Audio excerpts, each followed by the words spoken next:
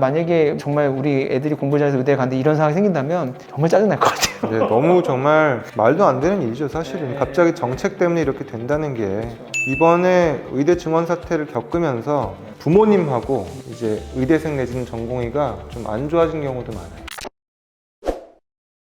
안녕하세요. 네, 헬로닥터 유성철이고요. 오늘 또 귀중한 의사분을 모셨습니다. 안녕하세요. 저는 부천세종병원 외과에 있는 이준서라고 합니다. 지금 외과에서 이준서라는 개인 채널을 운영하고 있고요. 그리고 젊은 의사들하고 의대생들을 대상으로 하는 닥터스쿨이라는 채널을 또 운영하고 있습니다. 오늘 할 얘기는 좀 무거운 얘기일 수도 있고 요즘 좀 가장 핫한 토픽이긴 한데 의대 증원과 지역의사제에 대해서 이야기를 좀 나눠보려고 합니다. 그래서 요즘 한창 작년부터 해서 의대 증원 때문에 되게 또 시끄러웠었고 지금은 또 지역의사제라는 게 물론 예전부터 많이 나왔지만 동시에 지금 진행을 하고 있잖아요. 이게 항상 궁금할 수도 있어요. 의사가 보는 입장에서 의대 증원, 지역의사제는 어떻게 생각하시는지 한번 궁금하긴 합니다. 사실 이게 의대 증원 사태를 이제 한번 겪었기 때문에 그 의사들도 그렇고 정부도 그렇고 그 일반인 분들도 환자분 가족분들도 그렇고 피로감이 지금 상당해요. 그러니까 의대의 그런 증원 얘기만 나오면 일단 어떤 분들은 이제 욕부터 하고 보시는 분들이 있고 어떤 분들은 아예 포기해버린 분들이 있고. 근데 이제 쟁점이 뭐냐면 어떤 근거로 이제 의사 수가 부족하다, 10년 뒤면은 몇천 명, 몇만 명이 부족할 거다, 이게 쟁점이에요. 근데 이제 의사들이 봤을 때는 의사 수가 부족한 거, 안 부족한 거에 어떤 근거 산출의 방식의 문제도 있고, 또 하나는 의사 수를 늘리고 줄이고 보다 효과라든지 근무 형태라든지 이런 산적해있는 훨씬 중요한 문제들이 많다. 그 한마디로 지금 목에 칼이 이렇게 들어와 있는데 그 뒤에 얘기를 자꾸 하는 거거든요. 왜냐하면 정부라는 곳이 목에 있는 칼도 해결해주고 뒤에 문제들도 같이 해결해주고 이런 식으로 안 되고 있단 말이에요. 사실 의사들이 보통 하는 얘기는 뭐냐면 나 지금 목에 들어와 있는 칼부터 좀 해결해줘라, 이 얘기거든요. 일반인 분들이 보셨을 때 많이 하시는 얘기는 밥그릇 얘기 좀 제발 그만해라. 정부나 어떤 정치권에서는 이 이슈가 사용하기가 나쁘지가 않아요. 표를 가지고 이렇게 막 하기가, 왜냐하면 전통적으로 의사 때리기가 굉장히 많이 사용이 되어 왔었어요, 지금까지. 근데 의대 증원 사태를 겪으면서 이게 이전보다 정말 일파만파 너무 커져서 의협, 전공의, 의대생 이게 다 결부가 돼가지고 지금 사실 너무너무 이슈도 많고, 그리고 의사 안에서의 직급끼리의 어떤 갈등도 심해졌고 뭐 그런 상태입니다, 지금. 그래서 제가 봐도 뭐 의대 증원, 지역의사제 뭐 좋은 제도라고 뭐 생각 떠나서 이제 일단 지방에 강제로 밀어넣는 거잖아요. 지역의사제 같은 경우는. 그렇죠. 그러니까 약간 정부가 전문직이 능동적으로 바람직한 방향으로 가게끔 해주는 방법들이 있단 말이에요. 그러니까 예를 들어서 강아지가 자꾸 쉬를 하면 몇 가지 방법이 있는데 배변 패드에다가 쉬를 잘 하면 그때 이제 칭찬해 주라는 거거든요. 다른 데 가면 이제 제대로 안 배운 훈련사들은 때려요. 신문지로 코를 때리고.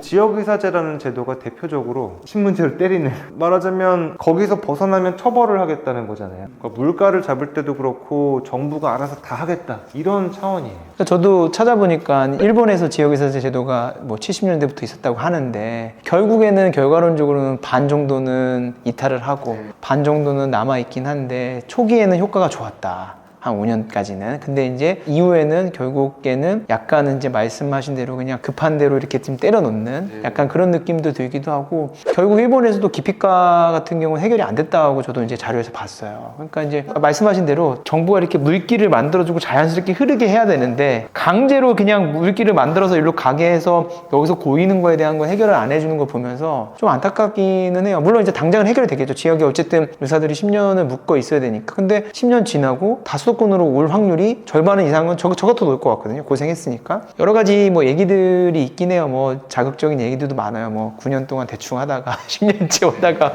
뭐 올라올 수도 있다, 이런 얘기도 있고. 지금 사실 따지고 보면 지방 인구 소멸도 지금 해결을 못하고 있잖아요, 정부에서요. 근데 결국 지방 인구는 소멸되고 있는데 의사를 넣는다고 해서 의사 때문에 인구가 늘어날 것도 아니고, 솔직히 말하면 그냥 남은 인원을 그냥 커버하려는 역할인지도 궁금하고. 지방 인구가 늘어나서 의사가 거기서 인구 대비 우리 의사 수라고 하잖아요. 그러면 그냥 이 사람들 있을 때까지만 우리가 땜빵식으로 해서 그냥 어떻게 밀어넣는다는 그런 생각도 들기도 하고, 지금 원천적으로 인구가 늘어나면 가지 말라고 다 할걸요? 왜냐면 거기에 길이 많으니까. 물론 이것도 지금 정부에서 노력하고 있는 걸로 알고 있는데, 일단 전문직부터 밀어놓고 또 사실은 좀 안타깝긴 해요. 제가 볼 때는. 예. 사실 제가 의대생들하고 얘기를 할 기회가 한 번씩 있는데, 예를 들어서 지방에 있는 뭐 전남대라든지 경상대라든지 거기에 있는 의대생들의 상실감이 좀 있어요. 왜냐하면 지금 정원이 예를 들어서 100% 늘어난 병원이 있단 말이에요. 원래 의대의 그런 커트를 통과해서 들어간 학생이 있는데 그 다음 학년부터는 이게 같이 들어가는 거란 말이에요. 어떻게 보면 그 전에 치열한 경쟁을 뚫고 들어간 사람 입장에서는 공정성에 문제가 있어요.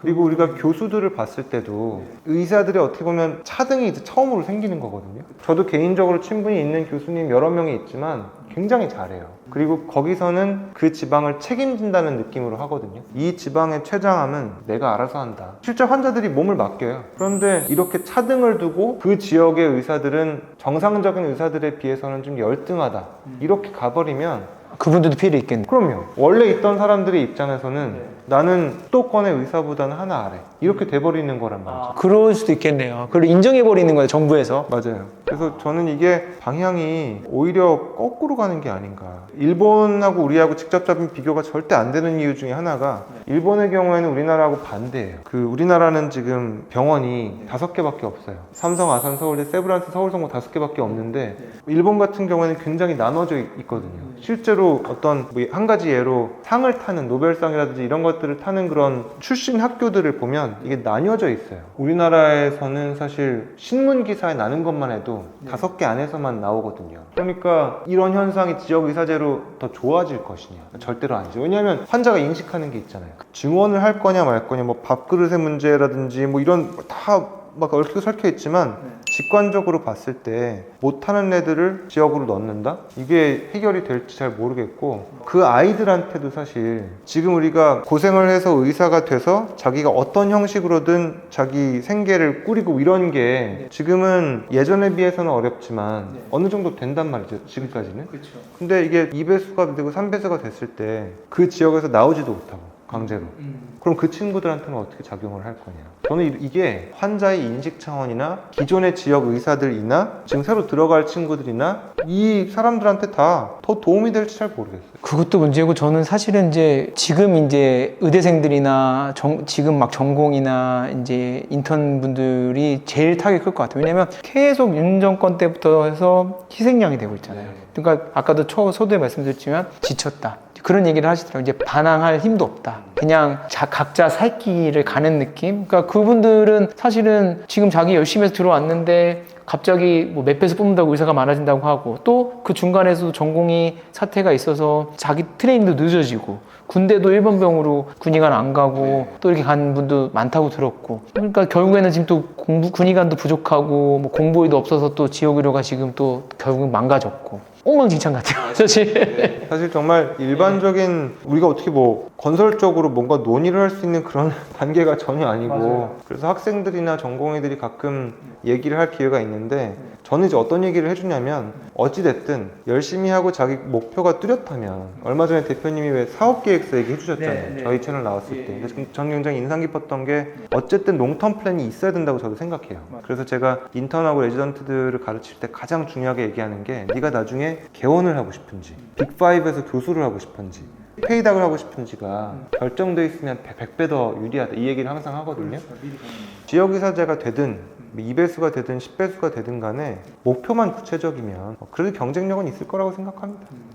저도 아이가 이제 뭐 어리지만, 만약에 내 아이가 지금 의대생이라고 하면 정말 부모 입장에서 마음 찢어질 것 같아요. 예, 이게 완전 이도저도 안 되고 계속 헤매고 있는, 약간. 근데 그게 자의적인 문제가 아니라 외부적인 그 요소에 있어서 흔들려서 지금 순탄하게 가야 되는 것들이 지금 망가진 거라고 저는 생각이 들거든요. 만약에 정말 우리 애들이 공부 잘해서 의대를 갔는데 이런 상황이 생긴다면 정말 짜증날 것 같아요. 네, 너무 정말 말도 안 되는 일이죠, 사실은. 갑자기 정책 때문에 이렇게 된다는 게.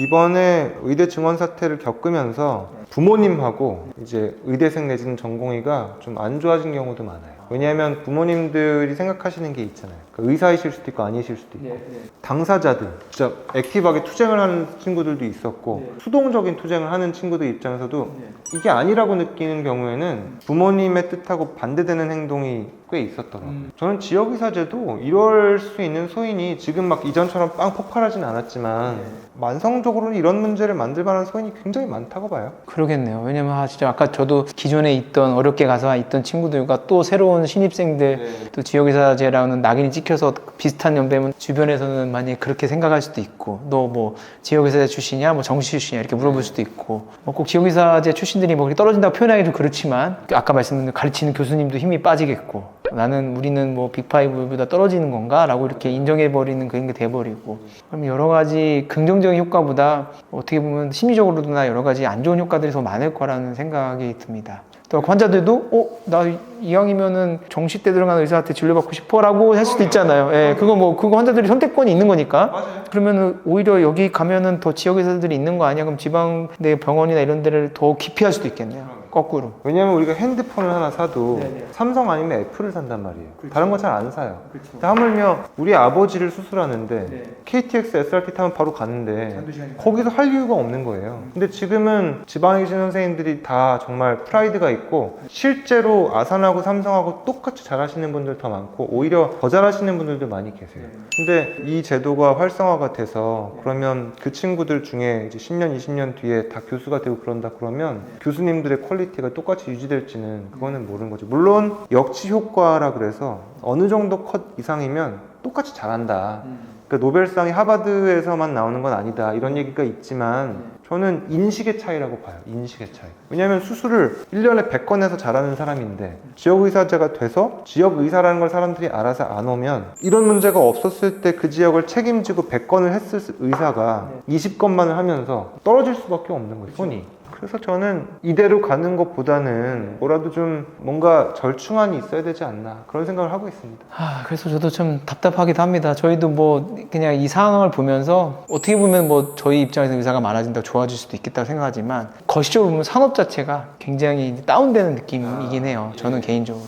그런 부분이 저희도 굉장히 고민이 되는 부분이기도 하고 사실 이 상황이 비의료인으로서는 좀 안타깝긴 해요. 좀 정상적으로 좀 잘 돌아갔으면 좋겠는데 이런 상황이 생겨서 좀 안타깝긴 한데요. 저도 나중에 뭐 기회가 된다면 한번 현장에 계신 분들이 한번 그냥 궁금해요. 좀 어떨까? 물론 제가 컨설팅 업을 하지만 이 일에 좀 심취하다 보니까 되게 궁금하고 관심도 가고 안 됐기도 하고 지금 학생들이 좀 그런 안타까운 부분들이 있는 것 같습니다. 저는 제 개인 채널에서도 이전에 의대 증원에 대해서 얘기하면서 항상 뭐가 고민이었냐면 이런 얘기를 하는 게 어떤 의미가 있을까가 항상 고민이었어요. 왜냐하면 진보하고 보수가 유튜브에서 양극화가 된단 말이에요. 보수 쪽을 찾아보는 사람은 이 영상만 뜨니까 이것만 보고 맞아요. 진보도 마찬가지고 근데 의사들은 이걸 보면서 우리끼리 막 정부를 욕하고 일반인 분들 중에 의사를 욕하는 사람들은 보면서 이건 아니고 막 제가 악플도 진짜 많이 받았어요. 근데 그러면서 어떤 생각을 했냐면 그나마 의미를 찾을 수 있는 거는 한쪽의 생각을 강화시켜준다기보다는 그래도 이걸로 인해서 진짜 한두 명이라도 이런 관점도 있을 수 있겠다. 이 생각을 좀 만들어줄 수 있으면 성공 아닌가. 저는 요새 들어서 그런 생각을 합니다. 말씀하신 대로 알고리즘이 내가 보는 쪽만 보이니까 근데 생각보다 저는 이제 이쪽에 있으니까 이게 관심이 많은데 일반인들은 잘 몰라요. 그런데 제가 이제 항상 지인들한테 얘기해 주거든요.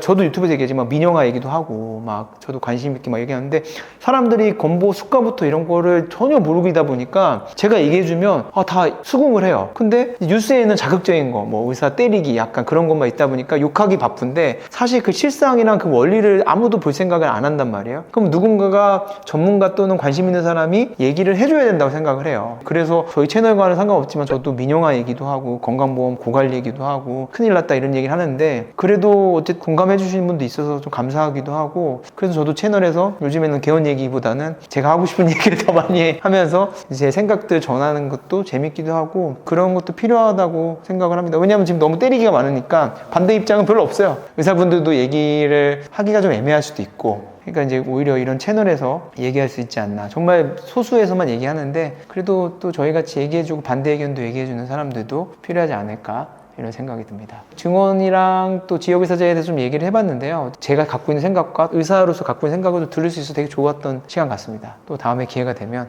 여러분들이랑 토의도 하고 싶고 그러네요. 하여튼 나와주셔서 감사합니다. 감사합니다. 감사합니다. 네.